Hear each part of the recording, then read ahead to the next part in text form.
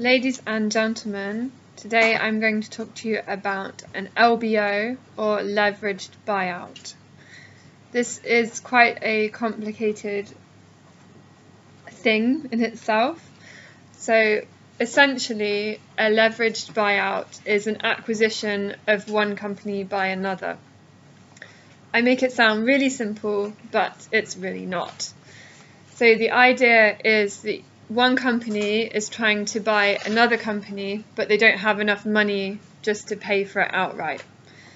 So it's as if you have to lift up something really, really heavy. You take a lever so that you put less effort to reach your goal.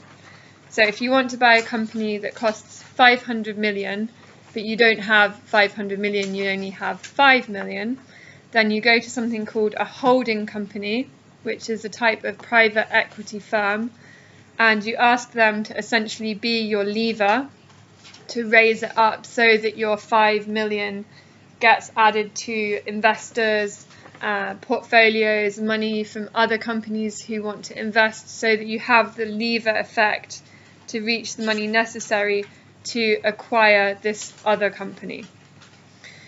Usually, because of this, there's a high proportion of debt to equity ratio, generally 90% debt and 10% equity. This is the reason for which an LBO is generally a mid-term investment, not a long-term investment. There are 3 reasons why we can do an LBO.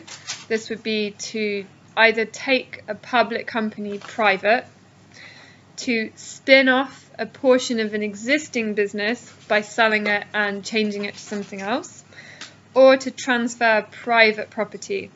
This would be the case if a small business changes ownership. So let's say that you, for example, want to invest your money and you've decided you'd like to invest in an LBO scheme. There are specific things you would need to take into consideration.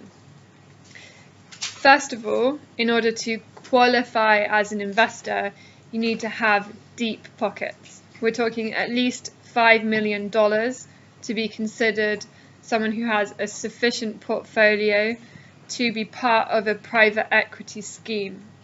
This means that you'll be a qualified investor and you can invest however much you want in this scheme. Investing in an LBO can lead to good returns.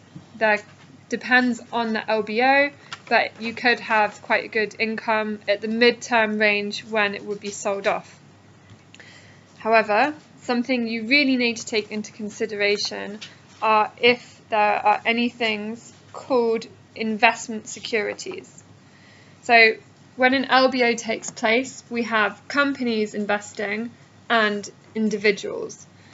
There are these things called investment securities, and the investment security protects a company who's investing, not a private investor. There are 2 types of conditional investment securities. The first one is called pari passu, and a pari passu means that the increase in the value of the company, so the increase of share prices, is matched with the increase in value that the company who invested receives. So if it goes up by 10 million, that 10 million will be split between the companies who invested, not a private investor.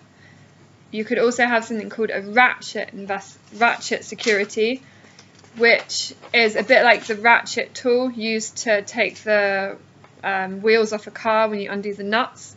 So if you imagine the movement that increases the value, and this would have an increase on value again for a private company and not for an individual investor. So if you decide to invest in an LBO, you would need to consider the balance sheets of a company, because if the balance sheet is done with an optimistic view in mind, they're predicting an increase in turnover, but if this increase does not actually happen, then your investment's not going to be worth very much. If they put investment securities in place, such as pari passu or ratchet, then as an individual investor, you're not actually going to benefit from those securities, and the increase in overall investment will not actually go to your pocket, it will go to the pocket of a company who invested, and it will come out of your profit personally, which is something that is a complicated concept to understand. But if you were to invest in an LBO without taking this into account, it would be coming out of your investment at the end of the day. In the 1980s, there were a lot of issues with LBO investments, which is why now they're quite notorious, and it's not something that happens very often because of this high debt-equity ratio, and often the amount of debt that you have is completely unsustainable. So if you do have these deep pockets and you've decided you want to go for it, you want to invest in an LBO, I would highly advise you to go to a financial analyst, unless you are willing to take the time to understand the balance sheet, to understand the investment securities, and to really understand if you would actually be profiting from this scheme.